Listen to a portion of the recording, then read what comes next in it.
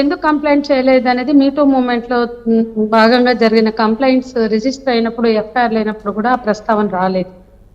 ఒకటి, ఎందుకంటే బాధితురాలు ఎప్పుడు ధైర్యం వస్తే అప్పుడు కంప్లైంట్ చేయమని చట్టంలో చెప్పింది.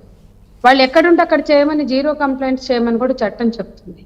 మిస్యూజ్ కావద్దు అనే కన్సర్న్ ని తీసుకుంటూనే ఎవరైనా బాధితురాలు రక్షణ కోరితే ఆ రక్షణ కల్పించడం కోసం చట్టంలో చాలా ఎక్సైజ్లు జరిగాయండి. ఇక మీరు చెప్పినట్లుగా ఈ బాధితురాలు ఆగస్టు 28 కార్డు వచ్చింది.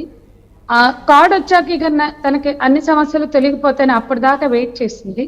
28 కార్డు వచ్చింది. 29-30 ఛాంబర్స్కి వెళ్ళి కొరియోగ్రాఫిక్ అసోసియేషన్ వాళ్ళకి నాకు ఇట్లా కొత్త ప్రాజెక్ట్ వచ్చింది, September 1 నుంచి జూనియర్ డాన్సర్స్ కావాలని లెటర్ ఇచ్చింది. ఆ రోజు September 1 వెళ్తుంటే ఆ వచ్చిన ప్రాజెక్ట్ క్యాన్సిల్ అవుతుందని ఒక లెటర్ వచ్చింది, ఒక పార్సిల్, ఒక రెటరోస్, ఒక థ్రెటనింగ్ లెటర్.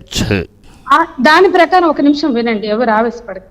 ఆ లెటర్ లో అలా ఉన్నా కూడా తనకి అంతకు ముందు కూడా అటువంటి చాలా థ్రెటనింగ్స్ ఫోన్లలో రకరకాలుగా వచ్చాయి, ప్రత్యక్షంగా పరోక్షంగా. సరైన వెళ్తే తీరా ఆ కార్డ్ వచ్చాక వచ్చిన మొదటి ప్రాజెక్ట్ క్యాన్సిల్ అయింది. క్యాన్సిల్ అయినాక ఆమె వాళ్ళని అడిగింది, వాళ్ళ రీజన్ చెప్పలా, ఇంటికి వచ్చింది. కనుక్కోండి ఈ క్యాన్సిల్ అవ్వడం కరెక్టా కాదా కూడా కనుక్కోండి. ఇంటికి వచ్చాక ఆ 2 రోజులు ఆమెకు మళ్ళీ థ్రెటనింగ్స్ కంటిన్యూ అయినాయి, లెటర్స్ కంటిన్యూ అయ్యాయి. ఇవన్నీ ఆలోచించుకుని September 4 ఆమె ఛాంబర్స్ దగ్గరికే వచ్చింది. మీరు చెప్తున్నట్లుగా ఆమె ఛాంబర్స్ దగ్గరికే వచ్చింది. వాళ్ళు విన్నారు, అక్కడ ఉన్న పోస్ట్ కమిటీ వాళ్ళు విన్నారు, తరోగా విన్నారు. ఒక రోజు కాదు 2 రోజులు విన్నారు, రాసిమ్మన్నారు. అమ్మాయి 36 పేజీలు లేఖ రాసింది, అది కూడా చదివారు. ఆమె చూపించిన ఆధారాలు కూడా చూశారు, ఆ రికార్డ్స్ కూడా విన్నారు మన కమిటీ వాళ్ళు. ఇందాక నుంచి మీరు ఒక మాట చెప్తున్నారు, ముందు కమిటీ దగ్గరికి వెళ్ళిందని, అది వాస్తవం. అవును, వాస్తవం. ఆ కమిటీ వాళ్ళు, అది వాస్తవం. ఆ కమిటీ వాళ్ళు అవన్నీ విని, చదివి, చూసి నేరుగా బాధితురాలు ఎవరికైనా 6 సంవత్సరాల కాలం అయినప్పుడు ఎవరికైనా వచ్చే ప్రశ్న ఇన్నాళ్ళు ఎందుకు రాలేదు అనేది వస్తుంది. కానీ ఎన్నాళ్ళు ఎందుకు రాలేదనే ప్రశ్న రావడం తప్పని నేను అన్నాను.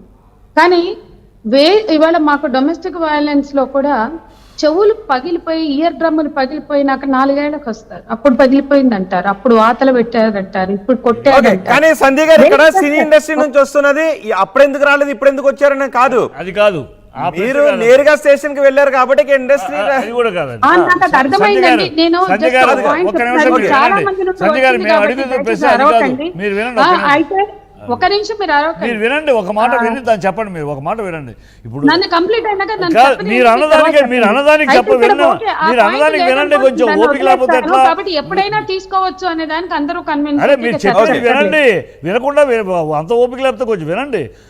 మేము అడుగుతుంది ఏంటి, అదే అరే వినండి, మీరే కంటిన్యూస్ గా చెప్పేది వినండి, అడిగే ప్రశ్న వినండి, అడిగేదాన్ని సమాధానం చెబుతారు. కానీ పూర్తి కాలేదండి, పూర్తయినాక అడగండి. ఓకే ఓకే సంధ్య గారు, నేను అడిగే క్వశ్చన్ స్ట్రైట్ గా నేను క్వశ్చన్ అడుగుతున్నాను. సంధ్య గారు ఓకే, ఇదంతా తెలిసిందే, కానీ ఆమె స్టేషన్ కి వెళ్ళింది కాబట్టి ఇండస్ట్రీ దీనిలో ఏమీ కలగజేసుకోదు అని అంటున్నారు చిట్టిబాబు గారు. కానీ ఆమె స్టేషన్ కి వెళ్ళలేదు. ఒకటి నేను చెప్పాలనుకుంటున్నది, ఒకటి అందరికీ కూడా తెలియాలి, ఇది ఆమె మీడియాకి వెళ్ళలేదు, ఆమె పోలీస్ స్టేషన్ కూడా వెళ్ళలేదు, ఆమె మీడియాకి వెళ్ళలేదు, పోలీస్ స్టేషన్కి వెళ్ళలేదు, నేరుగా సినీ పెద్దల దగ్గరికి మాత్రమే వెళ్ళింది, బహిర్గతం ఆమె చేయలేదు. సో సినీ పెద్దలు ఇచ్చినటువంటి గైడెన్స్లోనే ఆమె వెళ్ళింది, ఆమె అక్కడే కంప్లైంట్ చేసింది. సో ఇప్పుడు మళ్ళీ సినీ పెద్దలు మీరు కంప్లైంట్ చేశారు కాబట్టి మేము పట్టించుకోవాల్సిన అవసరం లేదు అంటున్నారు. అది తప్పండి, అక్షరాల మీరు చెప్పింది సత్యం. ఆమె మహిళా కమిషన్ కి ఇచ్చేటప్పుడు మహిళా కమిషన్ గారు ఫోటో తీసుకుందామా అంటే మొత్తం కవర్ చేసుకుని ఫోటో అంటే కూడా అమ్మాయి రిఫ్యూజ్ చేసిందండి. నేను ఇవ్వనండి, మా కంప్లైంట్ ఇస్తే మీరు తీసుకోండి, సీఎం కి చూపించడానికి కూడా నేను ఫోటో ఇవ్వను అంత స్పష్టంగా ఉంది.